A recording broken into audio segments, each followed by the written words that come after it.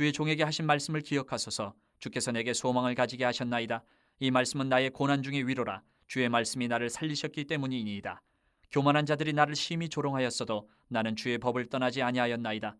여호와여, 주의 옛 규례들을 내가 기억하고 스스로 위로하였나이다. 주의 율법을 버린 악인들로 말미암아 내가 맹렬한 분노에 사로잡혔나이다. 내가 나그네 된 집에서 주의 율례들이 나의 노래가 되었나이다. 여호와여, 내가 밤에 주의 이름을 기억하고 주의 법을 지켰나이다. 내 소유는 이것이니 곧 주의 법도들을 지킨 것이니이다.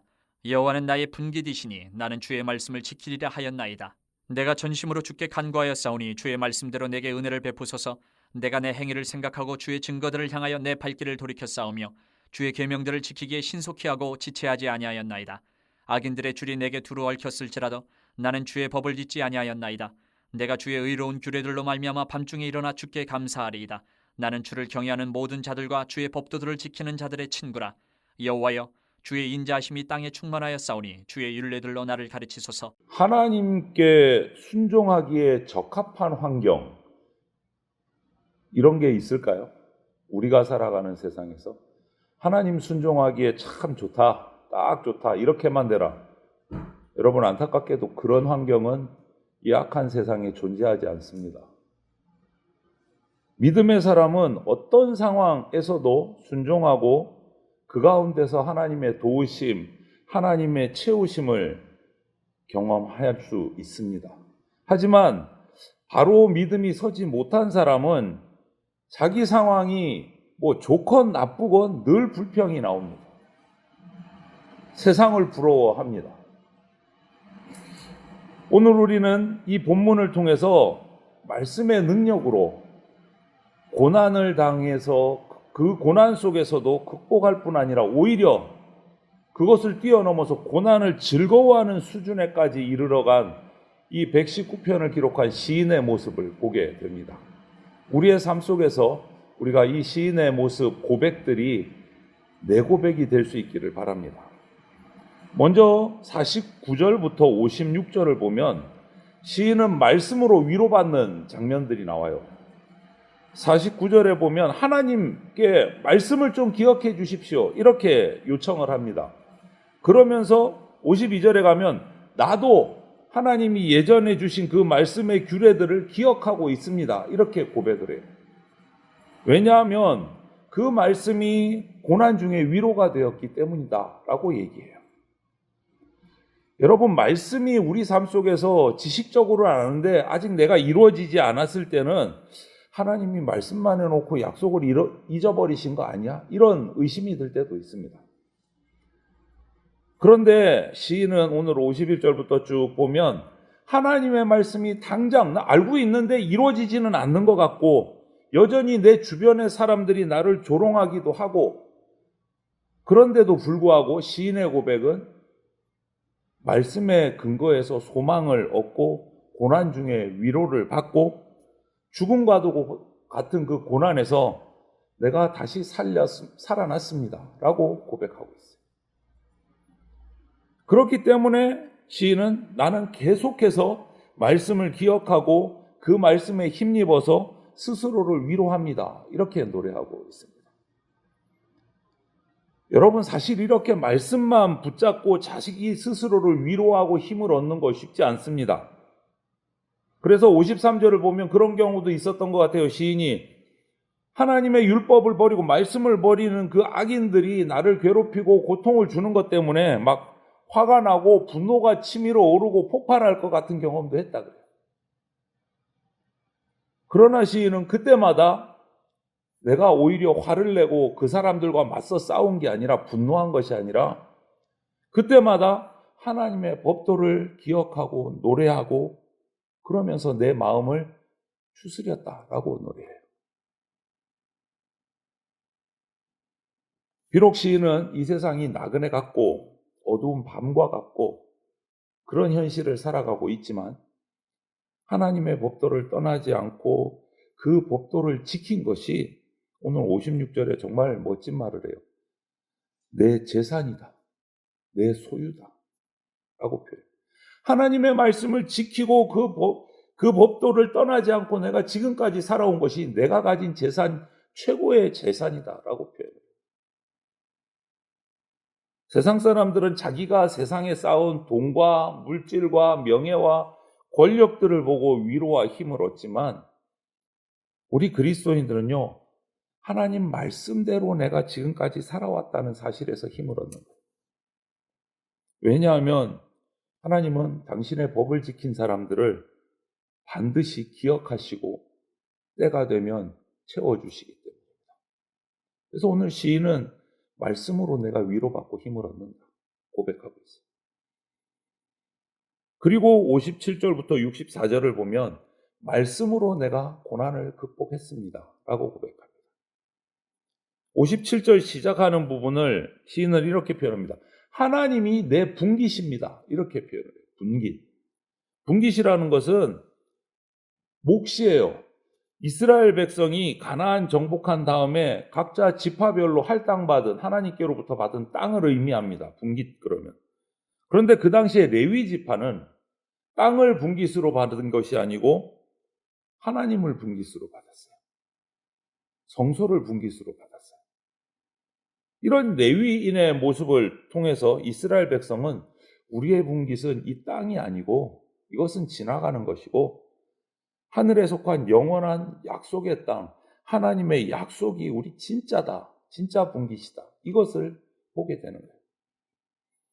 시인도 마찬가지예요. 그런 것들 말씀을 알고 있기 때문에 이 세상의 땅이 아니라 그 이후에 나에게 주어질 영원한 약속의 땅을 바라보면서 오직 주의 말씀만 지키고 주님께 간구하고 고백하고 하나님의 은혜를 기대합니다 라고 57절, 58절, 60절에 계속 노래하고 기도하고 있어요. 그러면서 이 땅은 악인들의 줄이 막 두루두루 막 얽힌 것 같은 것이 이 세상이다 라고 이야기를 해요. 여러분, 우리도 마찬가지잖아요. 살다 보면 악한 여러 가지 상황들, 악한 사람들로부터 위협을 받을 때도 있고 공경에 처할 때도 있습니다. 그것을 시인은 캄캄한 밤중에 있는 것 같다. 우리도 그렇잖아요. 캄캄한 밤중에 있는 것 같다. 이거 어떻게 뚫고 나가야 되나? 이거를 벗어날 수는 있을까? 별의별 생각들이 들 때가 많이 있잖아요. 그때 시인은 이렇게 얘기했어요. 주님의 법을 잊지 않고 그 규례들이 감사하다고 고백한다. 그리고 오직 주님의 법도를 지키는 사람들의 내가 친구가 됐다. 그래서 이겨냈다라고 얘기해요.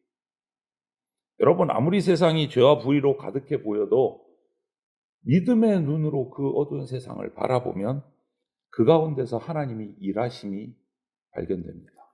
하나님의 인자하심이 발견돼요. 하나님의 법에 의해서 하나님의 섭리 가운데 이 세상이 흘러가고 있다라는 것을 보게 돼요. 여러분, 우리가 지금까지 흘러온 인간 역사를 보면 성경으로 맞춰보세요. 이 악한 세상이 하나님 법대로 흘러갈까? 아니요. 지금까지 흘러온 인간의 역사를 보면요. 성경에서 하나님이 말씀하신 예언의 말씀대로 그대로 이루어져 왔어요. 그런데 악인들은 그거를 인정을 안 해요. 모릅니다. 말씀을 아는 우리들이 뒤돌아보면 지금까지 살아온 역사가 하나님의 뜻에서 벗어난 것이 하나도 없다는 것을 발견하게 돼요. 그래서 악인들의 줄이 얽혀 나를 괴롭히고 둘러싸고 있는 것 같지만 그때도 말씀을 내가 감사한다. 말씀을 지키는 자들과 함께 친구가 되어서 살아간다라고 고백을 하는 거예요. 아무리 악인이 득세하는 것 같이 당장은 그렇게 보일지 모르지만 그런 삶을 살아간다고 해도 하나님의 말씀은 결국 그 어둠 속에서 우리가 행할 길을 알려주십니다. 빛이신 주님이시기 때문에 시인은 그것을 믿고 감사하고 노래하고 있는 거예요. 고난 중에도. 여러분, 반대로 생각해 보면 만약에 우리 사람이 살아가는 우리 인생 가운데, 우리 그리스도인들 가운데 만약에 고난이 없으면 우리는 잘 살 것 같습니까? 날마다 하나님을 찬양하면서 잘 살 수 있을 것 같습니까? 고난이 없으면. 아니요. 지금까지 흘러온 인간 역사를 봐도 고난이 없으면 하나님과 하나님의 말씀을 사랑하지 않았어요. 더 악하게 살았어요. 고난이 없으면. 말씀 자체를 기뻐하고 그것을 따르려는 마음은요, 크고 작은 고난을 통하지 않으면 얻을 수가 없습니다. 인간은 악하기 때문에 그냥 내버려 두면 계속 악해져요. 좋아지는 게 아니고. 그래서 하나님이 한 번씩 브레이크를 걸어서 깨닫게 해주시는 것이 고난을 사용할 때가 많은 거예요. 우리 가운데. 100%다 고난이 하나님의 시험이라고 말할 수는 없지만 많은 고난들이 내가 하나님 앞에 더 가까이 나갈 수 있도록 기회를 주시는 것이 고난으로 다가올 때가 많습니다. 여러분, 어려움이 닥치면 내 한계를 느끼게 되잖아요. 아, 나는 이거밖에 안 되는구나. 그 다음이 중요해요. 한계를 느꼈을 때 그 다음 어떻게 할 것인가. 오늘 시인은 그 다음 뭡니까? 하나님과 함께 할 때 나를 채워주신다. 하나님의 말씀을 찬양할 때 갈 길을 열어주신다. 그것을 바라본 거예요. 고난이 닥쳤을 때 그 다음이 중요해요. 우리 성도들에게는. 어떻게 할 것인가. 하나님은 반드시 말씀하신 대로, 약속하신 대로 우리가 붙들고 말씀을 기억할 때 이루시는 분이십니다. 그런데 세상은요, 우리가 이렇게 어려움 중에도 하나님을 섬기고 하나님을 예배하고 하나님의 말씀을 따라가는 모습을 악한 세상은 절대 이해를 못해요. 왜 저렇게 바보같이 살지? 다른 방법 찾으면 될 것 같은데. 우리를 이해 못해요. 우리는 하나님의 말씀을 이루어 주실 것을 믿기 때문에 세상이 조롱해도 핍박해도 우리는 당당하게 살아갈 수 있습니다. 그 가운데서 하나님은 참 자유를 누리게 해주세요. 이 사실을 확인하면서 어려운 일을 당할수록 진리의 말씀을 더 붙들고 묵상하고 찬양하면서 우리가 살아가시기를 바랍니다. 말씀을 사랑하는 성도들끼리 친구가 되어서 서로 말씀으로 위로하고 격려하고 기도하고 즐거워하면서 이 세상은 각자 도생이야, 내가 밟고 올라가야 살지. 그렇지만 우리 그리스도인의 삶은 함께 가는 삶입니다. 함께 기도하고 함께 말씀 나누고 함께 위로하면서 살아가는 겁니다. 세상의 방법과는 달라요. 모든 그리스도인에게는 하나님의 말씀을 들려주는 또 다른 그리스도인이 필요합니다. 그래서 교회가 필요한 거예요. 믿는 자들의 모임이 필요한 거예요. 독불장군 그리스도인은 있을 수가 없습니다. 함께 가는 겁니다. 말씀을 묵상하고 함께 나누는 이들과 해서 계속 말씀을 나누고 서로 들려주고 서로 받고 그게 복된 거예요. 여러분, 주님의 말씀, 이 말씀을 묵상하다 보면 매일매일 묵상하다 보면 어떨 때는 막 분노가 일어날 때도 있어요. 정말 이렇게 해야 돼? 이거는 말이 안 되는 것 같아. 어떨 때는 또 막 흥얼흥얼 찬양이 나올 때도 있어요. 말씀을 읽다 보면. 별의별 반응이 다 나와요. 말씀이. 여러분, 그때마다 꼭 기억하십시오.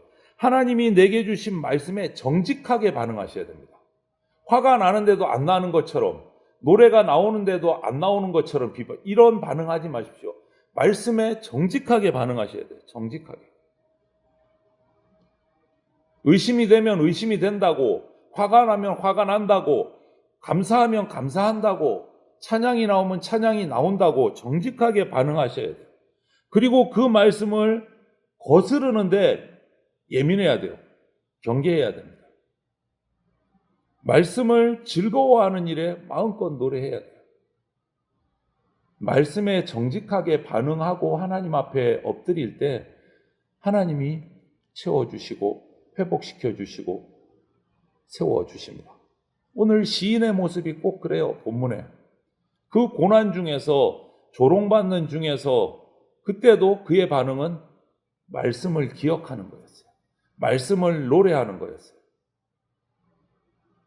여러분, 이렇게 어려운 상황, 각자의 닥치는 여러 가지 풀기 힘든 일들이 인생에 드러나는데요. 그때마다 우리가 할 반응은 말씀으로 나아가는 겁니다. 말씀을 기억하고 찬양하는 겁니다. 말씀에 정직하게 반응하고 그 답을 하나님 앞에 간구하는 겁니다. 저와 여러분들이 이러한 말씀 붙들고 어두운 인생의 순례길을 끝까지 함께 같이 달려가서 천국에 이르기를 주님의 이름으로 축원을 드립니다. 아멘.